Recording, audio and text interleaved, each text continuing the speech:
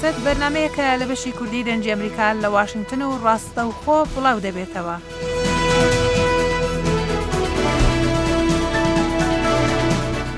ئەم بەرنامەیە لەلایەن دەخیلی شەمۆ بەڕێوە دەچێت و ئێوەش دەتوانن بەشداری تێدا بکەن.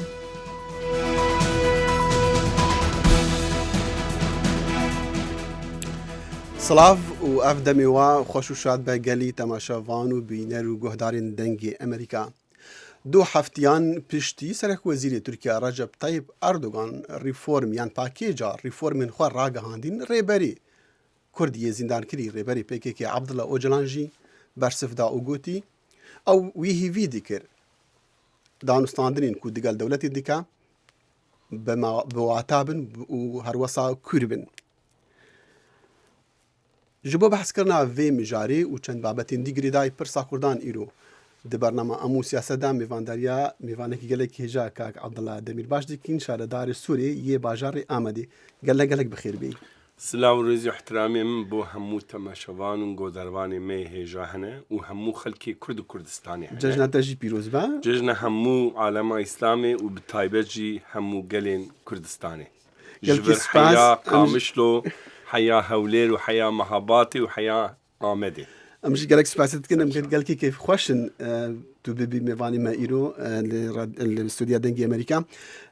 em ê gelek behsa bikin sîvîdarê me têra xwe wext hebelê niha behsê bersiva Öcalan dikin ji bo pakêja Erdogan hîviya wî ew e danûstandin Kûr bin yan jî bi wata bin ev çi ye çi bi taybet bersiva em bêjin van müzakeran di hikûmeta Tirkiyê de yekalî dimeşe. Bi taybet müzakere bi dualî danûsandin e. Eger mirov bixwaze axştîxwaziyê bike û pêşketinê bike, demokrasî û azadî pêşketinê bike, mirov nîrxên wî, nêrînê wî, pêşniyarên wî, gotinê wî dualî dike. Lê em dibînin ki hikûmat her tiştî bi yekalî dike. Bi taybet Birêz Öcalan di vî müzakerê de pêvajo müzakerê girîng dibîne û dixwaze bidomîne. Feqet dibêje ki ev tişt bi yekalî nabîne, lazim e müzakerekî rastî û bi kûrî bibe. Belê. Ji bo mesela pakêca dizanim yekalî bû AKP Erdogan hatiye ji xwe re ew rêform dane dibêje em ê van bikin yek du sê çar.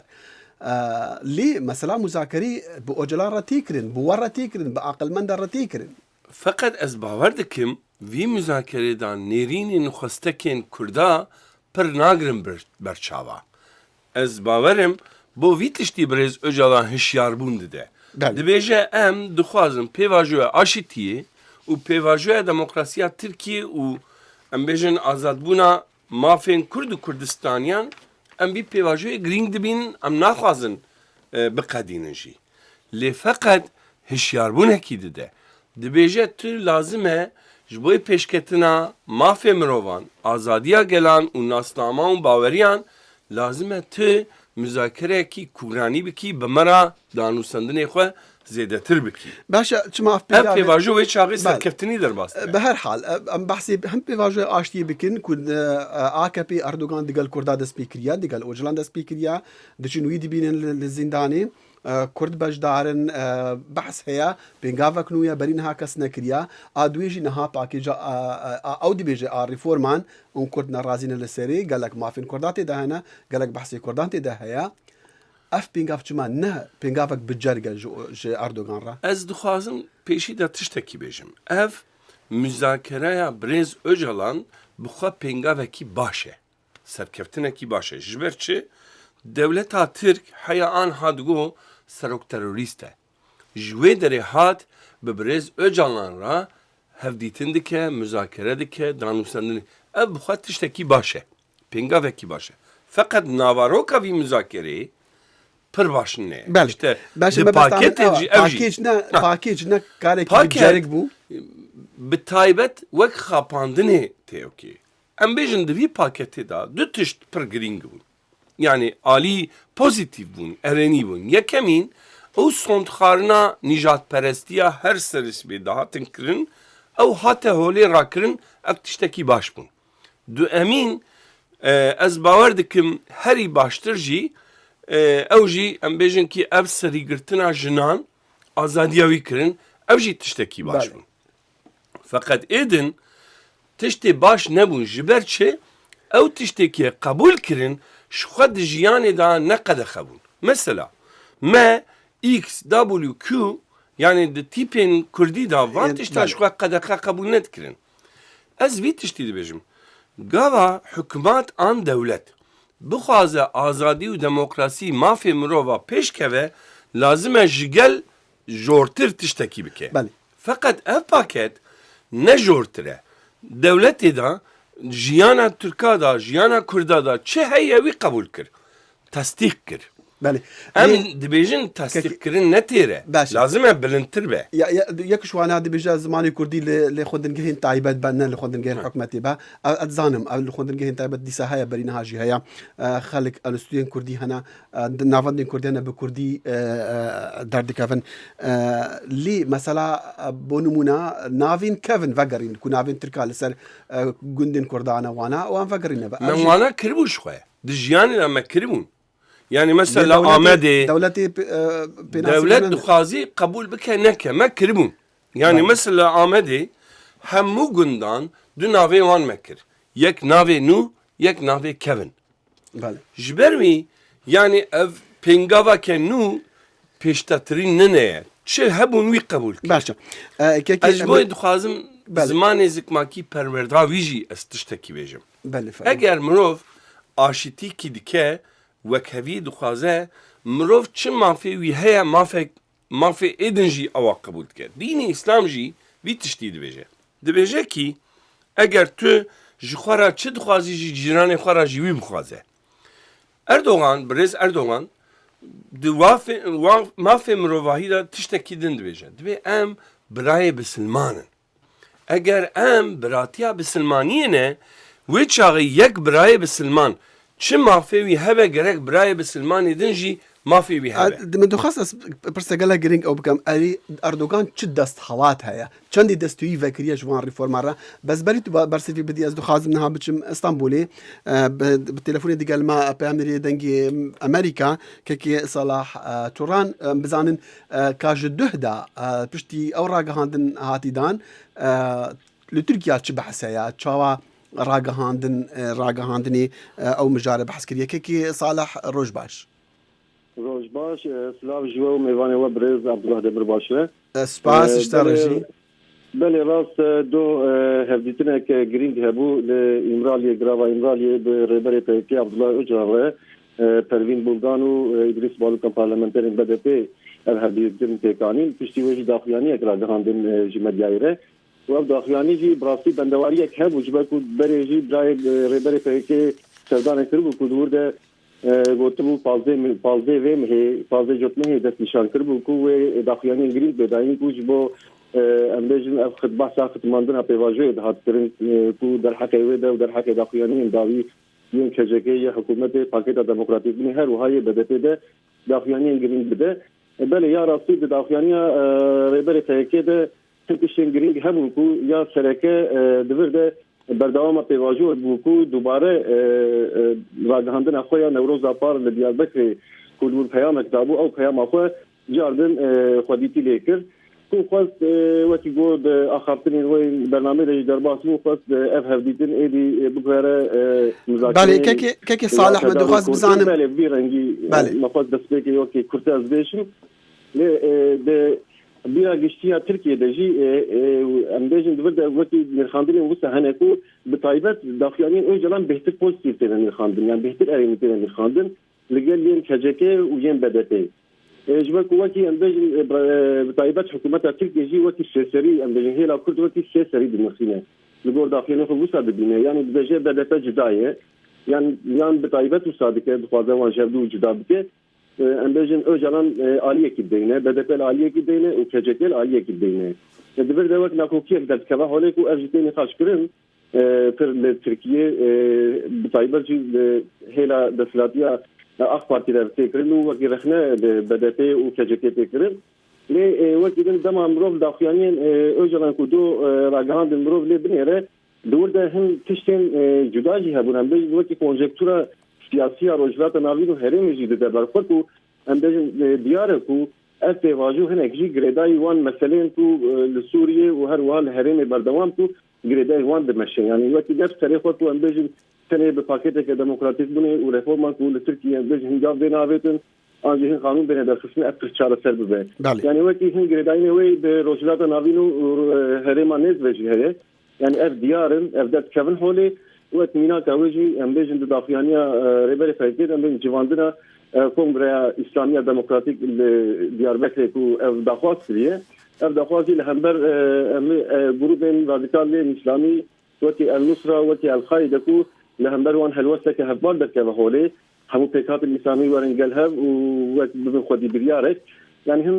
ڕەنگێن وتاژی هەنە دوان داخویانین ئەژران بەکوون مرۆڤ تەنێ بە پرسا کوردەژی نکارە تێکردار بکە ji ber wê tenê ev konjonktûr yani piçekî giştiye yani tenê em bêjin pakêta demokratîk bûnê helbet pir nîqaş serhatên kirin û rexne pir serhatên kirin kejekê ji aliyekî ve bedekî berê kerem kirin. Belê gekî Salih Turhan gelek spas ji bo beşdariyê te û agahiyên tu didîme kekî Abdulan wekî me gotî em çawa berê xwe bidin Erdogan niha serok wezîra پرانی دی پارلمان دا هەیە بتنی حکوومەت دامەزراندیە حکوومەتن دادمەزرینە بتنی لێ ببوورە دژبەری وی هەنا gelek carî ew nikare karan bike ji ber CHP'ye MHP'ye Tirkiyên bigiştiyên ku dijî Kurdan e nikare pêngavan pavêja yan nikare wan tiştan bike ku pitir mafên Kurdan dabîn bike îcab min dixwast ez wê pirsaj te bikim Erdogan çend destê wî diçe çend desthilatê ji vê re ez vî tiştî bêjim êdî Erdogan desthilatdar e yekemîn di parlamentoya hîzba wî herî pêşketiye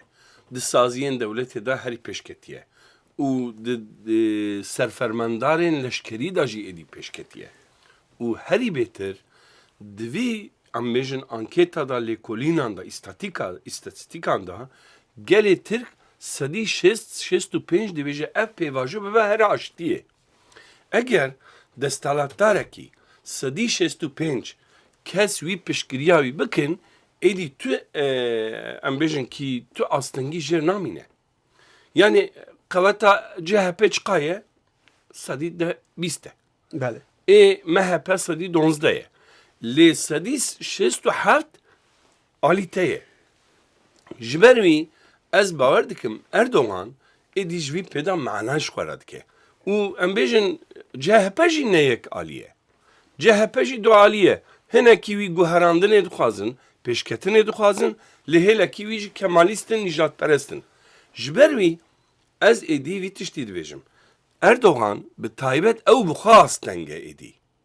yani ew ji desthilatdariya xwe vî tiştî dibêje êdî ez padîşahim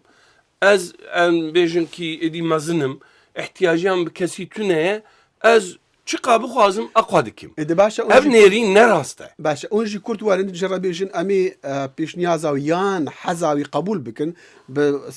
sistemê serokatiyê li Tirkiya bikin em ê ji wera bi wera bi AKP ra dengî bidin lê û beramber wê na van mafên Kurda dabîn bikin ama vî tiştî dibêjin em di parlamentoyê da me ji AKP ra vî tiştî gotiye me gotiye ji bo pêşketina demokrasiyê çareserkirina pirsgirêka Kurd û pirsgirêkên din û pirsgirêkên olî de jî çi tiştê tê baş heye were em piştgiriya te bikin lê feqet nake yani em bêjin Kurd sedî heft partiya me sedî heft dengê xwe heye sedî pêncî yek jî ew hebe û em bêjin hinek însanê din jî piştgiriya wî dikin wê çaxê di parlamentoyê de sedî 65 alîkarê wî hene çima wê çaxê nake demakî ew jî pêşketina demokrasiyê de tirse wek her kesî ez bawer dikim der û dorê Erdogan de hinek însan dixwazin desthilatdariya wî ji destê wî neçediye dibêjin îlahî ewlekarî bike lê em ne rast e xwesteka me ew e bi birêz Erdogan em zanin kî birêz Erdogan di vî pêvajoyê da eger bixwaze çareserî dike çünkü alternatîfa wî tune êdî û em dixwazin bike jî bo wî jî baş e anha pirsgirêka Kurd û pirsgirêka demokrasiya Tirkiye çareser bike bawer bikin xelata Nobelê te bigire û rojhelata navîn dibe dewletekî seretayî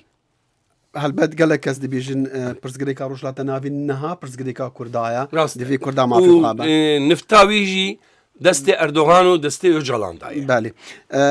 عبدالله دەمیرباش شارەداری سووری وانێ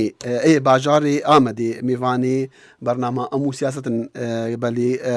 کەلک یان دوو گۆهدارین مە نەها ئەو گۆهدارن نزانم تەماشا دیکەن یانە دەسەل تێرەفونینە کاک عەلی ژێ سویدێ ئەم بزانن پێشنیازی وان یانژی تێبینین وان چنە یانجی ئەگەر پرسیار هەبە کاک عەلی فەرموو پێشەکی دەستخۆشی لە هاوڕێ تێکۆشەر کاک دەخیل شەمۆ هاو کارەکانی دەکەم بۆ بەرنامەی ئێمە و سیاست و بەرنامەکانی دیکە کە بۆ دەوڵەمەندکردنی زانستی لاوەکان بۆ نیشتمانی خۆشەویست هەم پێم خۆش بوو لەسەر ئەو پاکەتەی کە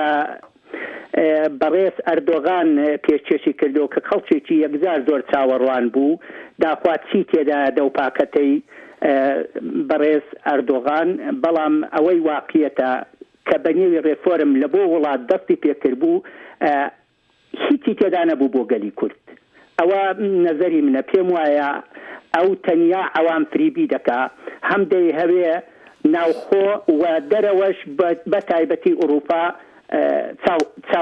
چاو ببەستێ چونکە ڕەجەب تەیب ئەردۆغان دەی هەوێ بە مرور بەعزێک لە بڕیارە پاوانخوازەکانی ئەتاتورک کە چەندها ساڵە دەیە لەسەر کورد بەسەر کووردا سەپاوە جێبەجێ بکە بەڵام ئەو ناڕاستە و خۆ یا ڕاستە و خۆ هەم لە ناو دەدا هەم لە بزمار دەی هەیە هەم ئەو حیزبانەی تورکیەی کوردەکان دەوڵەتی تورکیەی قانع بکە و هەم بە ئوروپاش بڵێ ئەمن دەم هەیە بچمە پێشێ بەڵام ئەو چوونە پێشەوانیە تا ئێستا کورد بەدەیان جار ئاتەش بەستی ڕاگەیاندووە ئاور بەستی ڕاگەیاندووە بەڵام بەڕێز ئەردۆغان تەنیا بە تۆپ و بە ئاور جوابی داوەتەوە بە هەزاران لاوانی زیندان ئێستا دە زیندانەکاندان بە نێوی بەرچەسپی ترۆریست و ئەوە هەمووی تەبلیغاتە ئەوە هەمووی تەبلیغاتی کە بەڵێ ئەمە ترۆرم لەسەرە بەڵام ڕاز ناکە گەورەترین گەل لە دنیا کە بێمافە حەقی مسەلەمی خۆیەتی زمانی خۆی هەبێ ئادابی خۆی هەبێ کولتوری خۆی هەبێ ئێستا بە سەدان کچ و هەزاران کچ و کوڕی کورد دەزیندانەکانی چاوەڕەشەکانی دەوڵەتی ئەردۆغاندا دەزیندان بەڵام ئەو بەرچەسپیان لێ دەدا جا ئەمن پێم ئەو کاک محەممەد یوکسل دەکەم ئەوەی واقعیەتە ئەو شۆڕشەی ئاشتی و دموکراسی پارتی ئاشتی و دموکراسی دەستی پێکردەوە شۆڕشێکی زۆر گەورەیە جێگای ڕێزن دەبێ قوتبی زێرتان لێ دروست بکرێ ئەوەی حەقیقەتە چونکە شۆڕشێکی مەدەنی بێخوێن بۆ هەولدان بۆ ئاشتی بەڵام ئەرچی سەرشانی ئێوەیە ئێوە ئەو زیندانیە سیاسیانە وەکو ئەسلحە لە بۆ ئوروپا بەکەلک بێنن ئەو هەموو زیندانەی کە لە چاوەڕەشەکانی داگیرکەرانی کوردستاندا هەیە لەسەر چیە بە چ نێوێک بە چ بەرچەسپێک بەڵام ئەردۆغان عینی شت دەکا دەوڵەتی خاتەمی و دەوڵەتی حەسەن ڕوحانیش بە چەند جار جمهوری ئیسلامیان هەستاندەوە لە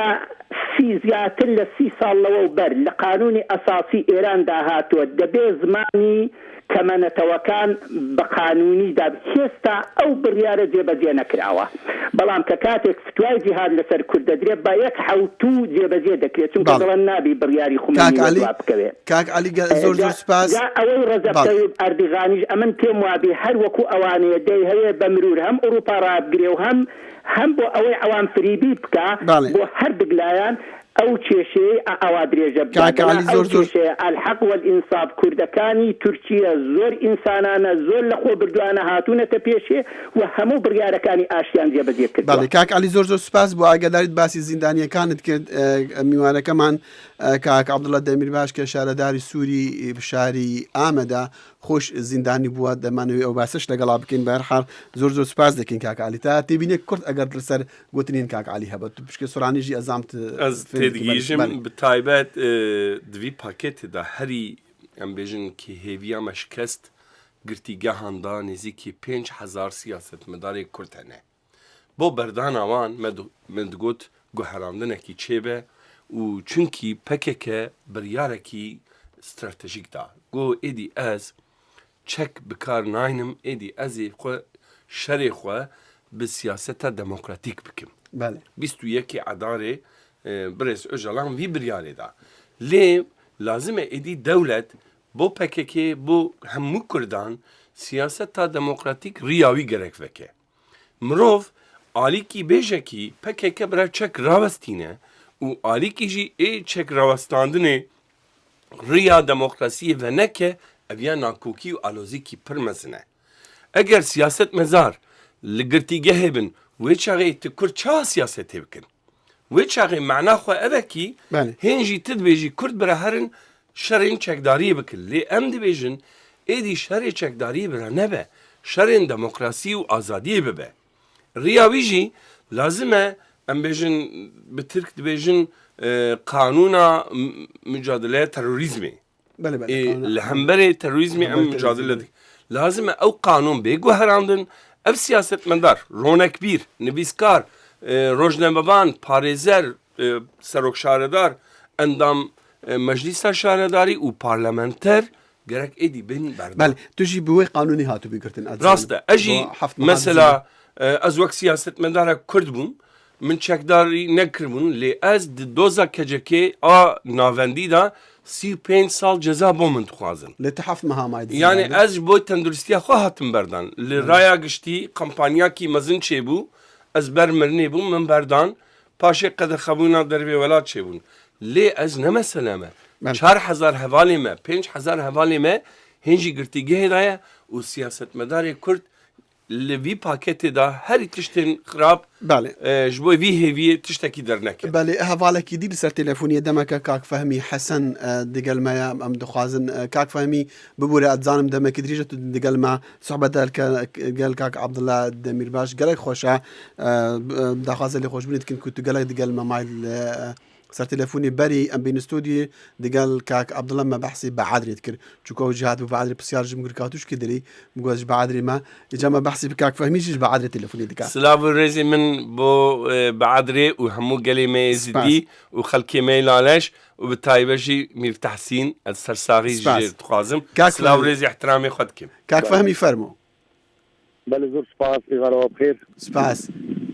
دمك خوش بوا و بعدرا الشيخة صلاة وريز بو دنجي أمريكا بو باكوري كردستاني وهاتشار بارشا وججنا قربانية الحمد لله بسلمان فيروز كين وججنا جمعي ويا قربانية إزديا جلهمي إزديا فيروز كين وبتابعي ججنا قرباني الرئيسدار أردوغان فيروز كين والبريد عبد الله أوجلانجي في دارين ذهنا قناغا كوساكو يدي خلق بس بيتا كشتن بلا بس عاشتي وبراتي دنا يكدو او تركيا جي هكذا بدها ما في تخوكي دولتك اوروبي بزيد ما في كرداب دتي كاك داخل بالي مقداري تتكين كاك فهمي بالي مقداري تتكين فرمو وكدي خلق ام هني بيبو ان وكو كرد وكو مروبك مدغوا بس دمي شرخ دستويك يو ايدي ما في مروبا بالتدانو بالديمقراطيه طريقه خو بينتو بس بلاد بين شوزان دونو بس جنجش هرد ولا اشتركا وكردا بين كشتن بلا دستبراتي واشتي دني كدو بلا افاكي چادو پیشکش کړي برز اردوغان زیا دوستی جبجه کرباو ما في خواندنا زمانه کردی بو همي کردان دابا او حتی عرب او ازریا بو هم کسیجی چون قدم سردم اشتی او ازادي او پیشوچونه یو سردم براتی یو ام دهیبینکو اف پروسه اشتی ترکیه سر بغیر تبراسي وکي برادر اشاره بدای از عریشا روشرات نابین چارەسەر رابطه که کێشا کوردی نێتە چارەسەر کردن و هێزا کێشا کوردیجی الباکووری کوردستانەیە چۆن زۆرترین کورد لێ دەرێنە ئەوە هەزارێت قوربانیا و شەهیدادان و ئەوە سەدێت ساڵا خەبات و بەرخۆدان ئیدی نەما ملەتێک بێتە چەوساندن ئەزوی چەرخێ نوکەیە پێشکەوتنێدا جا دیتنەمە ئەوە ئەم بینین زۆر فەرە دیا پێنگابێت زۆر باشتر هاتبانە ئاوێتن وەکی بەرادەری ئیشارەت بێدایی ئەو زیندانیت گرتی هاتبانە بەردان اما چونه با برای عبدالله اوجلا هات با بردانیان جیوی هات با خوشکرین یان چاره گربان گریلای سریچی آبا چند سالا الوی اویدان مینن دیا اف پنگابت پراکتیکی ید مفادر هات بینا آبتن دا باوری بو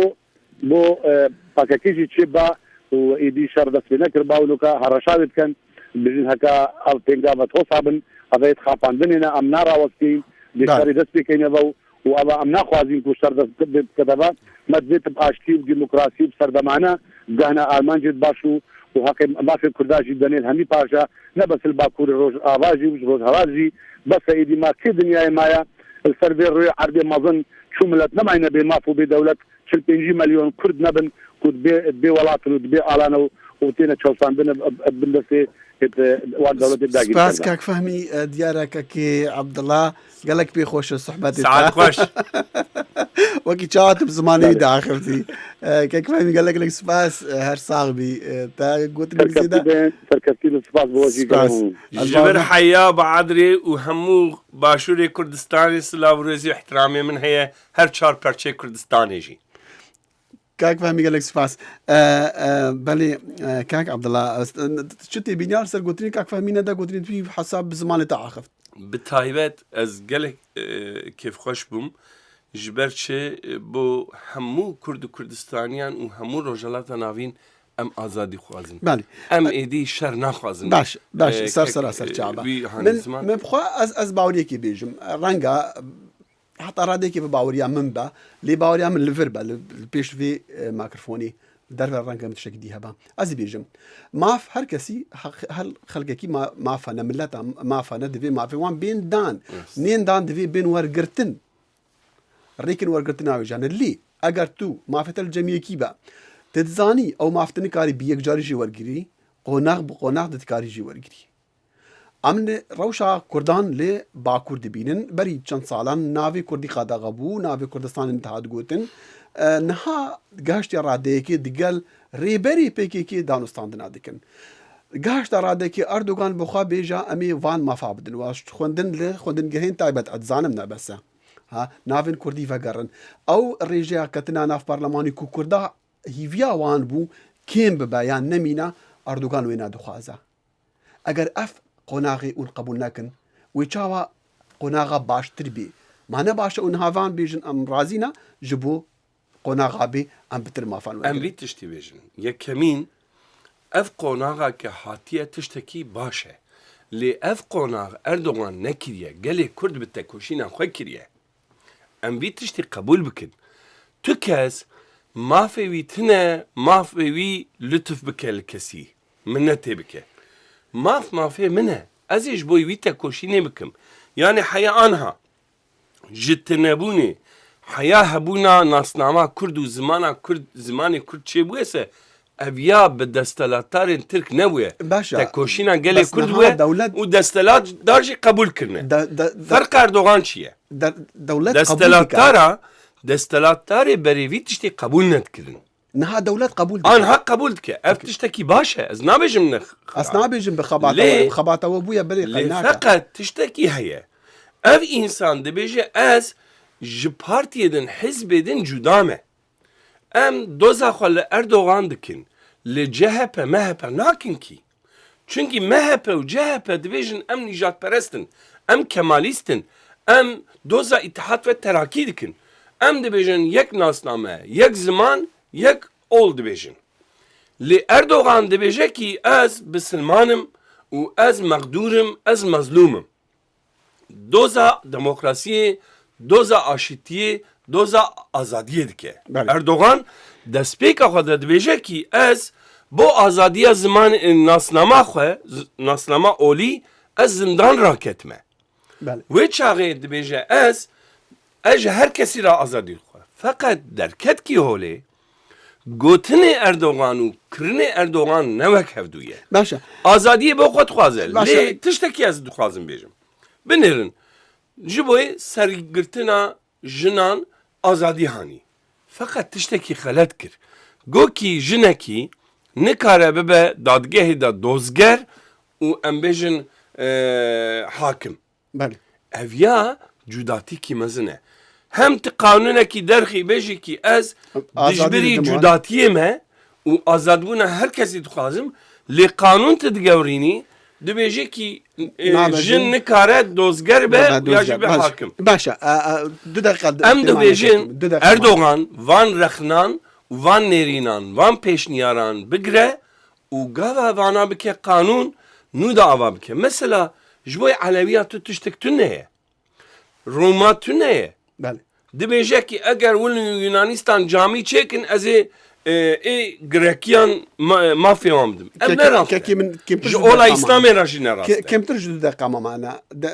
بكرتي وباوري بأردوغانينا دفي مذاكرة دا أردوغان اندي بيجن بينغافي باشنا یکمین ام باوریا خو به اردوغان یاجی بیکی ناینن ام تکوشیلم خو به باوریا خو دکن استراتيجيك وهي انها اندان ستاندنا مذاكرة دكن بكرتي استراتيجيك وهي جبو اف مذاكرة بدومينا ام ویت تشتی بیجن مذاکره قبول کردن اردوغانه بله اردوغان جی ما قبول کریه ام ویت تشتی بیجن فقط ده مذاکره ده دبکی به باوری هبه اما نایوی معنای کی ام هفدو ناس ناکن ام هفدو ناس ناکن سوی چاقی ام دانو سندنی ناکن بله yani Erdoğan dîsa ji partiyê din baştir e. Em vî tiştî rastî gerek kabul bikin. Eger şuxa baştir nebana me müzakere jî net لا شك كي عبد الله دمير باش وقتي من نما بهرحال از قلق كيف خوش بمت ايرو بو ميفان دنجي امريكا ام بترشادو كيف خوشن كوتوش زندان دركتي وبسلامتي دركتي ونها تندريسته قلق باشو بوصا بحماس ايرو دقل مدار gelek spas ez dixwazim vî tiştî bêjim. Lazim e êdî çar perçek Kurdistanê bibeyek û pêşerojê da kongra netewî em bikin.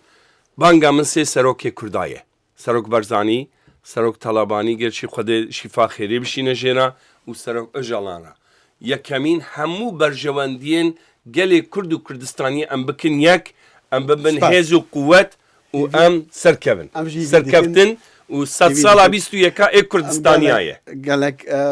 كيف خوش بون ام هاتنا دم هي برنامج ام سياسات هذا جارك دي هرشادو بختور بن